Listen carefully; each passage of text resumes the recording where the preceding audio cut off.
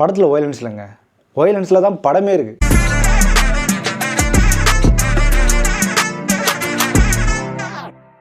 வணக்கம் மக்களே, welcome to FDFS with Mohi. Obviously உங்கள் எல்லாருக்கும் தெரிஞ்சிருக்கும். இன்றைக்கி நாம் எந்த படத்தை பற்றி ரிவ்யூ பண்ண போகிறோன்னு, தனுஷ் அவர்களுடைய நடிப்பு மற்றும் இயக்கத்தில் ரிலீஸ் ஆகிருக்க ராயன் அப்படின்னு படத்தை ரிவ்யூ பண்ண போகிறோம். இந்த படமானது தனுஷ் அவர்களுடைய 50வது திரைப்படமாக ரிலீஸ் ஆகிருக்கு. ஸோ அவருக்காக முதல்ல ஒரு பாராட்டுகளை தெரிவிச்சுக்கலாம்.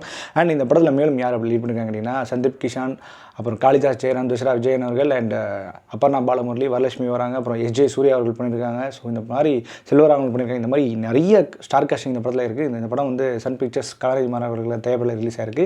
அண்ட் மோர் ஓவர் இந்த படம் வந்து ஆல்ரெடி சொல்லிட்டாங்க, இது வந்து ஒரு A கிரேட் மூவி. ஸோ குழந்தைகளை கூட்டு வராதிங்க அப்படின்னு சொன்னாங்க. சரி, சும்மா ஏதாவது சின்ன சின்ன சீன்ஸாக இருக்கும் பார்த்தா படம் ஃபுல்லாகவே வயலன்ஸ் அப்படியே கொட்டி கிடக்கு, ரத்த ஆறு தான் ஓடுது அந்தளவுக்கு இருக்குது. ஸோ ஃபஸ்ட்டே சொல்லிடுறேன், தயவு செஞ்சு குழந்தைங்களை கூட்டு போயிடாதீங்க. ஸோ இந்த படம் எப்படி இருந்தது, இந்த படத்தில் நான் என்னென்னலாம் தெரிஞ்சுக்கிட்டேன், அதாவது இப்படிலாம் தனுஷுக்கு டைரக்ட் பண்ண தெரியுமா அப்படின்ற மாதிரி ஒரு கொஷினே எனக்கு வந்துருச்சு. ஸோ அப்படி என்னன்றதை நான் டீட்டெயில் ரிவ்யூவில் சொல்கிறேன். ரிவ்யூக்கு போகிறதுக்கு முன்னாடி இந்த ரிவ்யூ உங்களுக்கு பிடிச்சிருந்தா மறக்காமல் லைக் பண்ணுங்கள், கமெண்ட் பண்ணுங்கள், ஷேர் பண்ணுங்கள், சேனலை சப்ஸ்கிரைப் பண்ணால் மறந்துடாங்க. நீங்கள் பண்ணுற ஒவ்வொரு சப்ஸ்கிரைபும் எங்களுக்கு பெரிய பலமாமையும். வாங்க நம்ம ரிவ்யூக்கு போகலாம்.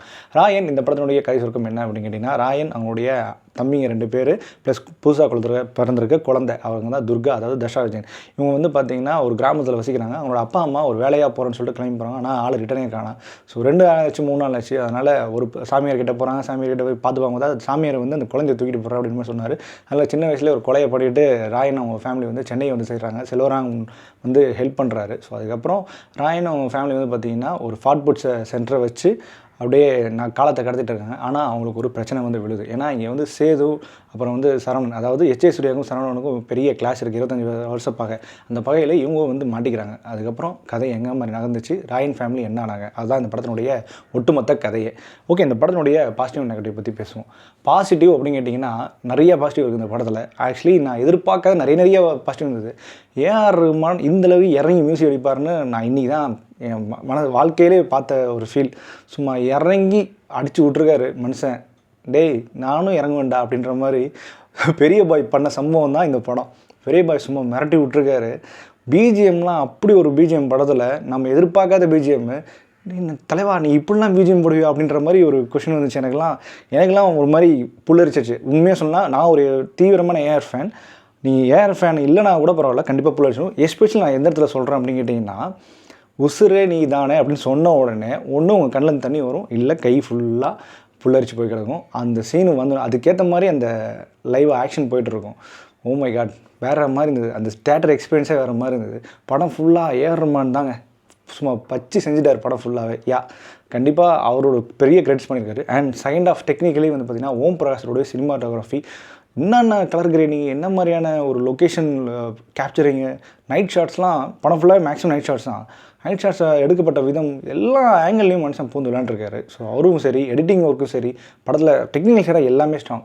ஒரு பிக்சரை குவாலிட்டியாக கொடுத்துருக்காங்க அப்படின்னு தான் சொல்லணும். ஒரு அப்கிரேட் பண்ணதே இந்த டெக்னிக்கல் சைடு தான். ஸோ அதை நம்ம ரொம்ப பாராட்டியணும். அண்ட் தென் இந்த படத்தினுடைய ஸ்க்ரீன் பிளே வந்து பார்த்திங்கன்னா ஒரு சலிக்காத ஒரு ஸ்க்ரீன் பிளே. என்ன தான் பார்த்து பிள்ளைங்கன்னா ஒரு ஸ்க்ரீன் பிளே வந்தாலும் அதுக்கான ஸ்க்ரீன் பிளே கொடுக்கப்பட்ட விதம் இந்த படம் ரொம்பவே அட்ராக்ட் பண்ணிகிட்ருக்கு. எஸ்பெஷலி அந்த இன்ட்ரோ பிளாக் வந்து டேய் நீங்களடா அது அப்படின்ற மாதிரி இருக்கும். அதுக்கப்புறம் அந்த ட்விஸ்ட்டு, அதுக்கப்புறம் மேலே ட்விஸ்ட்டு அப்படின்னு சொல்லிட்டு 2-3 விஷயங்கள்லாம் இருந்தது. அந்த ஸ்க்ரீன் பிளே நகர்ப்பட்ட விதம் ரொம்பவே சோர்வடையாமல், ஓகே அடுத்து என்ன நீ என்னென்ன பண்ண போகிறான் அப்படின்ற மாதிரி இருந்தது. ஸோ எனக்கு வந்து ஒரு ஜான் விக் ஒரு குடும்பமாக அமைஞ்சா அப்படி இருக்கும் அப்படின்ற மாதிரி தான் ஒரு ஃபீல் இருந்தது. ஜான் விக் வந்து ஒரு ஆளாக இருப்பார், நம்ம பார்த்துருப்போம். ஸோ அவர் வந்து உங்கள் குடும்பமே வந்து ஒரு ஜான் விக் குடும்பம். அதாவது சாதாரண ஒரு விஷயம் நினச்சிருப்போம், ஆனால் அதில் வந்து எல்லாத்தையும் போட்டு தள்ளுவானுங்க. அது யாராக இருந்தாலும் சரி, அது குடும்பத்தில் யாராக ஒருத்தர் மேலே கைப்பட்டாவே, முக்கியமாக தங்கச்சி மேலே கைப்பட்டால் சும்மா விட்ற ராயன் ஃபேமிலிஸ் அண்ட் கோ எல்லாத்தையும் சாவடிச்சிருவாங்க. அதுதான் விஷயமே. ஸோ செம்மையான ஒரு ஸ்க்ரீன் பிளே, பட் பரிச்சயமான ஒரு கதை தான், அதை முதலே சொல்லிக்கிறேன். ஸோ அதில் வந்து டிஃப்ரென்ஸ் இல்லை. பட் ஆனால் ஸ்க்ரீன் பிளே சூப்பராக பண்ணியிருந்தார் த்ரூ அவுட். தனுஷ் அவர்களுடைய நடிப்பு அப்படின்னு சொல்லணும்னா D50, அதாவது அவருடைய பயணம் நம்ம எல்லாருக்கும் தெரியும், எங்கேருந்து ஆரம்பித்து இன்றைக்கி எங்கே வந்திருக்காருன்னு. ஸோ அந்த பயணத்துக்கு ஒரு 50வது படம்னா தரமாக இருக்கும் அப்படின்றது மாதிரி இப்போ விஜய் சேதுபதி ஒன்று கலக்கிட்டு போயிட்டார். இப்போ அடுத்து இவர். ஸோ 50வது படம் தரமாகவே இறங்கி விட்டுருக்காரு. மனுஷன் சைலண்டாக தான் இருப்பார் படம் ஃபுல்லாகவே, ஆனால் இறங்கி அடித்தா வயலண்ட்டு அப்படின்ற மாதிரி படம் ஃபுல்லாகவே ஒரு மாதிரி அப்படியே ஒரு ஒன்றும் இல்லைங்க, அவர் நடந்து வந்தால் போதும் அப்படின்ற மாதிரி இருக்குது. எனக்கு தெரிஞ்சு ஒரு அஜித்துக்கு அப்புறம் ஒருத்தர் நடந்து வந்தால் ஒரு கூஸ்பம்ஸ் ஆகும்னா அது தனுஷாக தான் இருக்கும். கண்டிப்பாக மனுஷன் செஞ்சு விட்ருக்கார் படம் ஃபுல்லாகவே. சூப்பரான ஒரு ஆக்டிங்கு. எஸ்பெஷலி நான் சொன்னல அந்த உசுரே பிளாக்கில் அவருடைய தங்கச்சி ஒரு லுக் விடுவார். அப்படியே ஒரு கண் கலங்கி ஒரு லுக் விடுவார். எனக்கு நீ தான் எல்லாமே அப்படின்ற மாதிரி ஒரு லுக் விடுவார். அப்படியே ஆஹா என்ன மனசு நினைப்பிடா என்ன மாதிரியான நடிப்படா அப்படின்ற மாதிரி ஒரு ஃபீல் கொடுப்பாரு.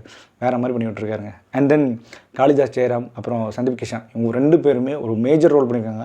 ஆக்சுவலி நல்ல ரொம்ப பரிச்சயமாக இருக்காங்க ரோலு. ரொம்ப கேஷுவலாக இருக்காங்க. ஜஸ்டிஃபை பண்ணுறாங்க ஒரு ரோலை. ஸோ அவங்களும் சரி. தர்ஷா விஜயன் நான் எதிர்பார்க்கவே இல்லை இவங்க இப்படி ஒரு ரோல்லாம் பண்ணுவாங்கன்னு. நான் தான் சொன்னேன்ல கொலகார குடும்பம். ஏன்னா நிறைய விஷயங்கள் நான் சொல்ல முடியாது, ஸ்பாய்லர் ஆகிடும். ஸோ அதனால் நீங்கள் படம் பாருங்கள். நான் சொன்னது கரெக்டாக இல்லையா உங்களுக்கே ஃபீல் ஆகும். தர்ஷா விஜயன்லாம் சூப்பராகவே பண்ணியிருக்காங்க. பர்ஃபார்மன்ஸ் அவங்களோட ரொம்ப இயல்பாக இருந்தது. அவங்க சைட்லேருந்து ரொம்ப ஒரு ஃபேமிலியில் ஒரு அண்ணன் தங்கச்சி பாசம் அப்படின்னும்போது இது வயலண்ட்டான பாசமாக இருந்தது. அவ்வளோதான். சைலண்ட்டான பாசம் இல்லை, வயலண்ட்டான பாசம் அப்படி இருந்தது. சூப்பரான பர்ஃபார்மன்ஸ்.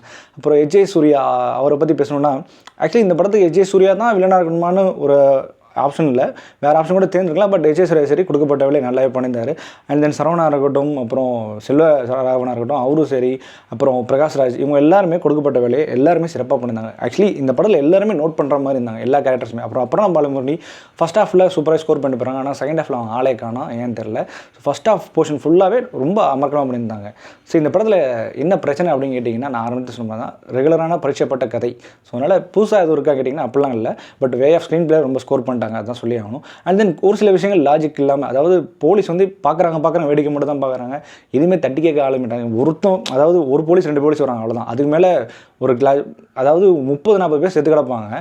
ஆனால் யாரும் வந்து எட்டி பார்க்க மாட்டாங்க. படத்தில் வந்து டூ மச் ஆஃப் வயலன்ஸ் இருந்தது. பட் ஆனால் ஒரு ரொம்ப இன்டென்ஸான வயலன்ஸ் இருக்கா அப்படி கேட்டிங்கன்னா அந்த மாதிரி கிடையாது. லைக் வெற்றிமாறன் படம் மாதிரியான இன்டென்ஸான வயலன்ஸ் இருக்கா, கண்ணு சொல்லிக்கிற மாதிரி வயலன்ஸ் இருக்கா கேட்டிங்கன்னா அந்த மாதிரிலாம் இல்லை. ஸோ அந்த மாதிரி வச்சுருந்தா கூட இன்னும் கொஞ்சம் க்ரூவலாக இருந்திருக்குமோ அப்படின்னு ஒரு தோணுது. பட் இந்த படத்துக்கு ஏற்றமான வயலன்ஸ் தான் இது. அண்ட் படம் ஃபுல்லாக வயலன்ஸுங்க. மறுபடியும் சொல்கிறேன், குழந்தைங்கள கூட்டு போயிடாதீங்க. ஸோ மொத்தத்தில் இந்த படத்தை பார்க்கலாமா வேணாமா, இல்லை கண்டிப்பாக பார்த்தே தின்னுமா கேட்டிங்கன்னா எஸ். ஒரு ஃபேனாக இருந்தீங்கன்னா, அதாவது தனுஷ் ஃபேனாக இருந்தீங்கன்னா கண்டிப்பாக இது உங்களுக்கு வந்து வரப்பிரசாதம், என்ஜாய் பண்ணுவீங்க. சூப்பராக பண்ணியிருக்காரு. ஆக்சுவலி தனுஷ் ஆஸ் அ டைரக்டராக நல்லா பண்ணியிருக்காரு. ஆக்சுவலி ஃபஸ்ட்டு அதை சொல்லுவாங்க, தனுஷ் ஆஸ் அ டைரக்டராக இந்த மாதிரிலாம் மேக்கிங் பண்ணுவாரா அப்படின்ற மாதிரி இருந்தது. சீரியஸாகவே ஒரு ரொம்ப நிறைய அனுபவமான ஒரு டேரக்டர் எடுத்த மாதிரி தான் ஒரு படம் ஃபீல் இருந்தது எனக்கு. நல்லாவே மேக்கிங் பண்ணியிருந்தார். ஸோ இந்த படம் வந்து கண்டிப்பாக ஒரு தேட்டரிக்கல் எக்ஸ்பீரியன்ஸ். ஆக்சுவலி உண்மையாக சொன்னால் ஒரு தேட்டரிக்கல் எக்ஸ்பீரியன்ஸான படம். So don't miss to watch in theatres. இந்த படத்துக்கு நம்ம கொடுக்கக்கூடிய ரேட்டிங் என்ன அப்படின்னா 5க்கு 3.5. ஓகே மக்களே, இந்த மாதிரி ரிவ்யூ பிடிச்சிருக்கோம்னு நினைக்கிறேன். இந்த ரிவ்யூ பிடிச்சிருந்தா மறக்காமல் லைக் பண்ணுங்கள், ஷேர் பண்ணுங்கள், சேனல் சப்ஸ்கிரைப் பண்ணுறாங்க. Until stay with me FTFS with மோகி.